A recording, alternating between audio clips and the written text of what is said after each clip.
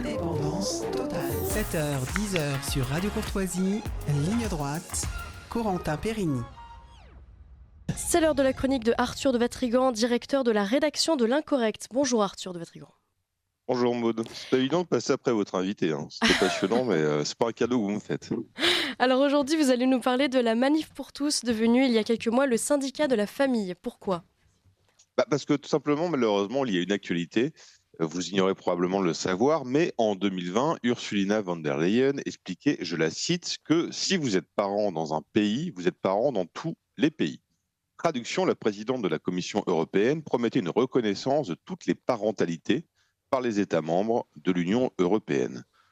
Une promesse en pas être tenue, puisque son projet de certificat européen de filiation, ou certificat européen de parentalité si vous préférez, a été adopté le 7 novembre dernier par la Commission des affaires juridiques. Et le texte va être débattu le 11 décembre prochain en séance plénière par le Parlement européen. Alors derrière cet habillage fumeux, il ne s'agit ni plus ni moins que, si le projet est adopté, il obligerait tous les États membres de l'Union européenne, même ceux qui condamnent la GPA, à reconnaître la GPA pratiquée à l'étranger. C'est pas beau. Le syndicat de la famille, donc ex-Manif pour tous, organisait hier une manifestation à Paris pour dénoncer. Alors, comme vous avez beaucoup de mémoire, chère Maude, vous vous rappelez très bien qu'il y a 10 ans, des millions de manifestants battaient le pavé en expliquant que la loi Taubira allait ouvrir la boîte de Pandore dans laquelle discretos, la PMA et la GPA attendaient leurs heures. La PMA est passée, la GPA est en passe de passer. D'ailleurs, vous sortez un hors-série sur les 10 ans des manifs pour tous. Pour quelle raison ? Tout simplement pour cette fois-ci ne pas laisser, encore une fois, à la gauche l'écriture de l'histoire. Il y a eu à Paris, il y a quelques mois, le 17 mai même précisément, plusieurs événements pour fêter les 10 ans du mariage dit homosexuel, avec des témoignages d'ailleurs assez surprenants, comme celui de Madame Bertinotti, ancienne ministre de la Famille et maire du 4e arrondissement, furieuse militante LGBT, qui expliquait, je la cite, « Les gens de la Manif pour tous ont eu l'intelligence de décentrer le débat du mariage pour tous vers l'adoption et l'homoparentalité. Ils ont fait les débats, on l'a sous-estimé, nous avons trop tardé les choses, ce qui leur a laissé le temps de s'organiser. » Et il y a également celui d'Alice Coffin qui a rendu un surprenant hommage à, je la cite, leur communication de génie. Une telle honnêteté, et il faut l'avouer assez surprenante, surtout que du côté de la droite, c'est un peu le branle-bas de combat pour effacer toute trace, à quelques rares exceptions, d'une quelconque participation. Alors que pourtant, en termes de manifestation, seule la marche organisée après les attentats contre Charlie Hebdo avait rassemblé plus de monde. Là, on a parlé de la manif des retraites, tout ça, c'est énorme, il y a 300 000 personnes. Bon, si vous vous rappelez de ce qui s'est passé en 2013, une marée humaine venant de toutes les régions prenait d'assaut Paris avec pour seules armes des drapeaux bleus et roses et l'inconscience qu'un basculement civilisationnel était en jeu. Et 2 fois d'affilée, ils étaient donc 1 million à défiler dans les rues, sans syndicat, sans parti et sans argent public. Il n'y a pas eu un abribus de cassé, pas un cocktail Molotov jeté à la tronche des flics. C'était la frange bien élevée, un peu trop, reprochons même certains. Les ricaneurs du matin de la radio d'État les humiliaient à chaque chronique. Les ânes de quotidien se moquaient comme des analphabètes bourgeonneux des fringues trop provinciales et des prénoms vieille France. Les lobbies LGBT s'engouffraient dans la brèche pour raconter que l'homophobie hantait la France des clochers, s'inventant des agressions homophobes à chaque coin de rue. Manuel Valls, alors ministre de l'Intérieur, on l'a peut-être oublié, se sentait pousser des ailes, trop heureux de se sentir utile pour la première fois de sa vie. Arrestation pour insulter l'MPT, garde à vue arbitraire, tournée parisienne dans des cars de police, fenêtres fermées, chauffage à fond, qu'importe que vous soyez enceinte ou grand-mère, peu d'artifices de lacrymo, même contre des poussettes, bref, c'était open bar. Alors vous l'avez souligné, on entend guère de politiques assumer aujourd'hui leur participation. 10 ans plus tard, les politiques qui défilaient gaiement dans les cortèges ont pour la plupart retourné leur veste. Une habitude, me diriez-vous, surtout pas droite. Alors, on a eu « je me suis trompé », a affirmé Gérald Darmanin, une manie chez lui. « Je n'aurais pas la même attitude », expliquait Eric Ciotti, le patron des Républicains. C'est un peu le problème de la demi-molle, c'est qu'on tient jamais droit. Mais la palme du déshonneur revient à Jean-François Copé, le seul grand regret de ma vie politique. Tu parles d'une vie. Quant à Valérie Pécresse, mes convictions évoluent avec celles de la société, explique-t-elle sans rire. Il n'y a pas que les sondages qui vont et viennent comme la queue du chien, les convictions aussi. Sans surprise, les rares à ne rien renier se comptent sur les doigts d'une main, parmi eux quelques parlementaires LR, François-Xavier Bellamy, Marion Maréchal, Emmanuel Ménard et quelques députés RN. Mais même parmi ceux-là, rares sont ceux qui osent encore en parler. On les a tous contactés pour notre hors-série, mais vous le remarquerez bien vite, beaucoup manquent à l'appel, oubliant encore une fois la leçon de mai 68, une défaite politique n'est pas synonyme d'échec, bien au contraire. La douloureuse conquête d'un droit, titré il y a quelques mois Le Monde, le quotidien de gauche offrait le service après-vente de l'empapaoutage. Car non, évidemment, tout vous le savez, chers auditeurs, il ne s'agit pas de la conquête d'un droit. Non, ces Français ne manifestaient pas pour l'interdire à d'autres. Non, ils ne marchaient pas contre l'égalité. Ils se sont simplement levés avec l'humilité des grands, non pour préserver leur précaré, mais tenter de sauver ce qui nous dépasse tous, à savoir une civilisation. Même 10 ans plus tard, jamais deux personnes de même sexe ne peuvent et ne pourront procréer tout prométhéen qu'ils rêvent d'être.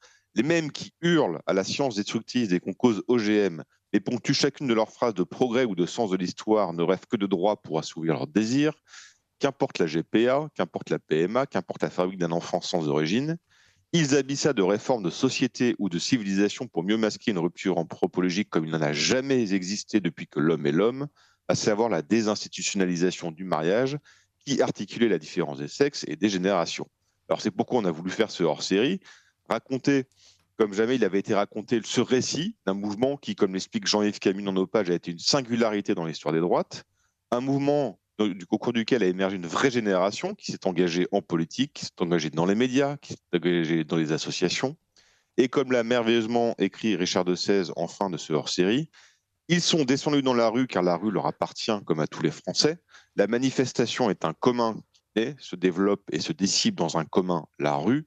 On sort de chez soi quand on n'en peut plus, de chagrin ou de joie, quand les murs des appartements et des maisons sont trop étroits pour contenir la colère, la tristesse et l'enthousiasme, parce que dehors c'est chez nous et pas au préfet. Je ne sais pas si sous les pavés il y a la page, sur la plage, mais sur les pavés il y a les libertés, et dans les manifs il y a la bonne vieille chaleur humaine, qui n'est d'aucun parti. On se sent puissant parce qu'on est porté par les autres en communion. Merci Arthur de Vatrigan.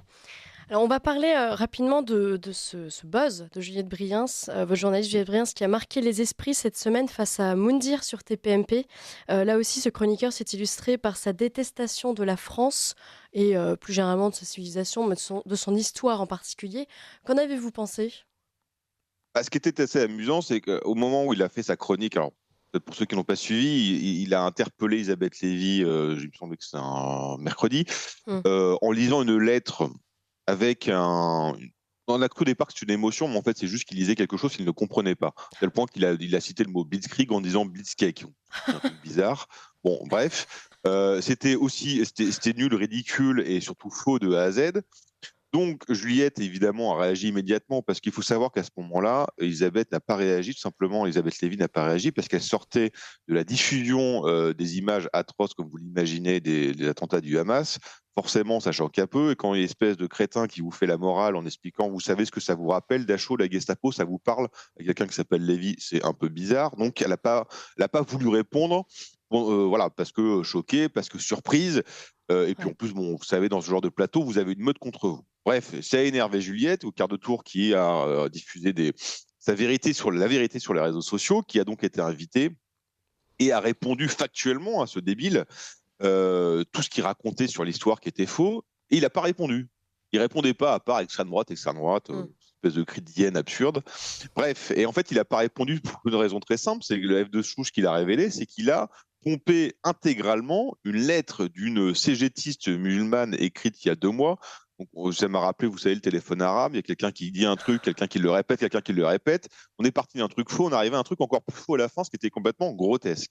Donc là, le pauvre Moundir, c'est son prénom, je pense là, a disparu, est complètement sous les radars antidépresseurs, et j'espère qu'il va aller mieux parce qu'il s'est pris comme une triple humiliation, une humiliation historique, une humiliation télévisuelle, en plus une humiliation par une femme, un genre qu'il n'aime pas trop. Pour ceux qui se rappellent de ses passages dans Koh-Lanta, notamment sa 2e saison, il a fait 3 fois Koh-Lanta qu'il n'a jamais gagné. Sa 2e saison, il disait à quelqu'un « Tiens ta femme s'il te plaît » parce qu'elle lui parlait mal. Donc imaginez, il y a Juliette qui débarque, qui lui fait la leçon, forcément le pauvre il doit pas être bien là. Bref. Donc c'était assez amusant, ça a fait du bien à tout le monde, je crois, et puis c'était parfait parce qu'en plus ça allait complètement dans le sens de notre magazine du mois où on racontait l'histoire falsifiée, tous les mensonges historiques, parce que ce pauvre Moundir a mal lu un truc qu'une débile avait écrite, mais qui elle-même recrachait ce que le Montra de gauche lui avait expliqué, que les musulmans avaient sauvé la France, que les musulmans avaient reconstruit la France, bref, toutes les débilités qu'on connaît. Donc c'est pourquoi on a voulu faire notamment ce magazine pour établir quelques vérités. et notamment sur toutes les gens qui passent leur temps à cracher sur d'autres beaux pays. Merci Arthur de Vatrigan. Je rappelle que vous êtes Juste directeur... pour terminer, si vous me permettez, Oui, jusqu'à ce soir, avec le code Moundir, vous avez 15% de réduction sur tous les abonnements de l'Incorrect. je n'osais pas le souligner. Je rappelle que vous êtes le directeur de la rédaction de l'Incorrect. Je vous remercie, on vous retrouve la semaine prochaine. Un grand plaisir.